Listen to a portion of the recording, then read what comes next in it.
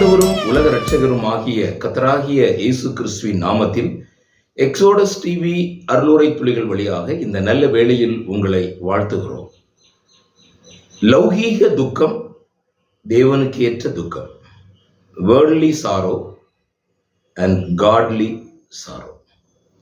இந்த நாளின் காலையிலே ஆண்டவர் ரட்சிப்புக்கு ஏதுவாக உங்களை வழிநடத்துவாராக. ரட்சிக்கப்படுகிறதற்கு விசுவாசம் மட்டுமே போதுமானது என்று வேதம் தெளிவாக கூறுகிறது. கர்த்தராகிய இயேசுவை உன் வாயினாலே அறிக்கையிட்டு தேவன் அவரை மரித்தோரிலிருந்து எழுந்தார் என்று விசுவாசித்தால் நீ ரட்சிக்கப்படுவாய் என்று வேதம் கூறுகிறது. ஆனாலும் மனிதர்களுடைய மனநிலை வித்தியாசமாக இருக்கிறதை நீங்கள் பார்க்கலாம். விசுவாசம் பிரதானம். ஆனால் மனிதர்களுடைய மனநிலையில் ஒரு மாற்றம் ஏற்படுவதற்கு இந்த விசுவாசம் வழிவகுக்கிறது. என்னோடு கூட பயணித்து கொண்டிருந்த ஒரு நபர், அவர் மிகுந்த களைப்பினாலே அடிக்கடி என்னை அவர் டிஸ்டர்ப் பண்ணி கொண்டே இருந்தார். அவர் அப்படி தூங்கி விழுந்து என்னை டிஸ்டர்ப் பண்ணி கொண்டிருந்தார். அப்பொழுது நான் அவரிடம் எப்பொழுதெல்லாம் நான் சொல்லுகிறேன், அப்பொழுதெல்லாம் அவர் I am sorry, excuse me இப்படி சொல்லி கொண்டு வந்ததுனால நமக்கு அவர் மேல் இருக்கிறதான ஒரு கோபம் குறைந்து விடுகிறது. நான் அதை யோசித்து பார்த்தேன்.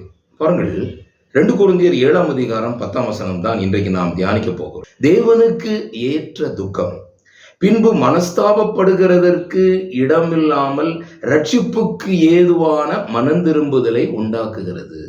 லௌகீக துக்கமோ மரணத்தை உண்டாக்குகிறது. மிக முக்கியமான ஒரு பகுதியை இன்றைக்கு நீங்கள் கற்றுக்கொள்ளப் போகிறீர்கள். தேவனுக்கு ஏற்ற துக்கம் லௌகீக துக்கம் என்று உங்களுக்கு ஞாபகப்படுது. லௌகீக துக்கம் மரணத்தை உண்டாக்குகிறது. இந்த லௌகீக துக்கத்தை குறித்து நான் ஆராய்ந்து பார்த்த பொழுது அது உலகத்தினுடைய கவலைகள், இழப்புகள் அல்லது தோல்விகளால் ஏற்படும் துக்கமாகும். மாத்திரமல்ல, மனச்சாட்சி நிமித்தம் சில பேர் துக்கப்படுறாங்க. ஒரு பாவம் செய்யறாங்க, செஞ்ச உடனே ஐயோ இது செய்யக்கூடாது என்று மனச்சாட்சி நிமித்தம் அவங்க துக்கப்படுறாங்க. அது ஒரு பொழுதும் மனம் திரும்புதலுக்கு ஏதுவான ரட்சிப்பை உண்டாக்காது. இது ஒருவருக்கு மனம் திரும்புதலை தராது. மாறாக நம்பிக்கையின்மையும் விரக்தியையும் கொடுத்து மரணத்துக்கு வழிவகுக்கிறது. திரும்ப அந்த பாவத்தை செய்வதற்கு அது வழிவகுக்கிறதை நீங்கள் காணலாம். ஆனால் தேவனுக்கு ஏற்ற துக்கம், காட்லி சாரோ, பின்பு மனஸ்தாபப்படுகிறதற்கு இடம் இல்லாமல் ரட்சிப்புக்கு ஏதுவான மனம் திரும்புதலை உண்டாக்குகிறது. அதாவது தேவனுடைய சித்தத்திற்கு இணங்க வரும் துக்கம் என்று ஒரு இடத்தில் நான் வாசித்தேன். அது மனம் திரும்புதலுக்கு வழிவகுத்து அது மனதில் இருக்கிறதான பாரத்தையும் குறைத்து ரட்சிப்புக்கு ஏதுவாக நம்மை வழி நடத்துகிறது. இதன் விளைவாக வரும் மனம் திரும்புதல் எந்தவித வருத்தமும் இல்லாமல் நித்தியத்திற்கு நம்மை கொண்டு போகும் என்று வேதம் கூறுகிறது. இன்னொரு வசனம் வாசிக்கிறேன். 2 கொரிந்தியர் 7ஆம் அதிகாரம் 11ஆம் வசனம், அதனுடைய தொடர்ச்சி வசனம். பாருங்கள், நீங்கள் தேவனுக்கு ஏற்ற துக்கம் அடைந்ததுண்டே, அது உங்களிடத்தில் எவ்வளவு ஜாக்கிரதையும் குற்றம் தீர எவ்வளவு நியாயம் சொல்லுதலையும் எவ்வளவு வெறுப்பையும் எவ்வளவு பயத்தையும் எவ்வளவு ஆவலையும் எவ்வளவு பக்தி வைராக்கியத்தையும் எவ்வளவு கண்டிப்பையும் உண்டாக்கிற்று. இந்த தேவனுக்கேற்ற துக்கம் அல்லது ஒரு காரியத்தில் தான் பாவி என்று உணரும் பொழுது அந்த தேவனுக்கு ஏற்ற ஒரு துக்கம், தேவனிடத்தில் வைக்கிற விசுவாசத்துக்கு நேராக நம்மை கொண்டு போகிறதான அந்த மனஸ்தாபம் அல்லது அந்த துக்கம் திரும்ப ஒரு தடவை மனஸ்தாபத்துக்கு அது இடம் வகுக்காது.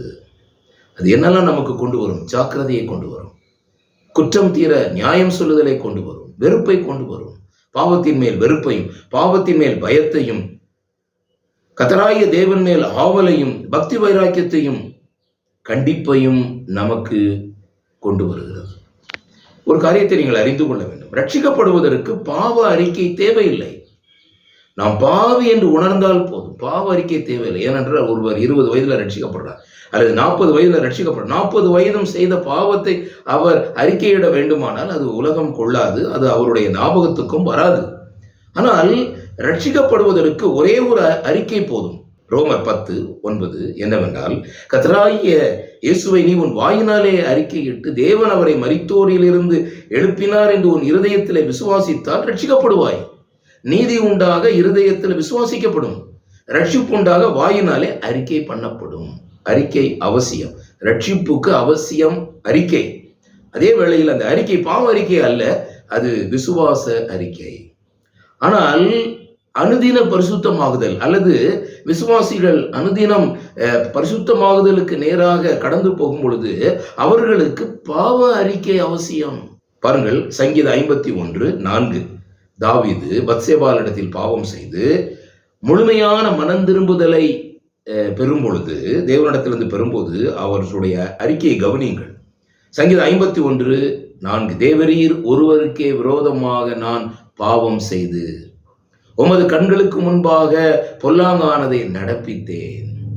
நீர் பேசும்போது உம்முடைய நீதி விளங்கவும், நீர் நியாயம் தீர்க்கும் போது உம்முடைய பரிசுத்தம் விளங்கவும் இதை அறிக்கையிடுகிறேன். உண்மையான அறிக்கை, த பெர்ஃபெக்ட் சப்மிஷன், அப்பாலஜி என்று கூட சொல்லலாம். இது ஒரு உண்மையான அறிக்கை.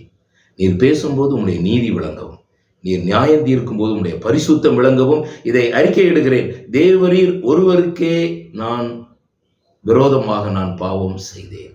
பாவத்தில் இருந்து விடுதலை பெற உண்மையான மனஸ்தாபம் அவசியம்.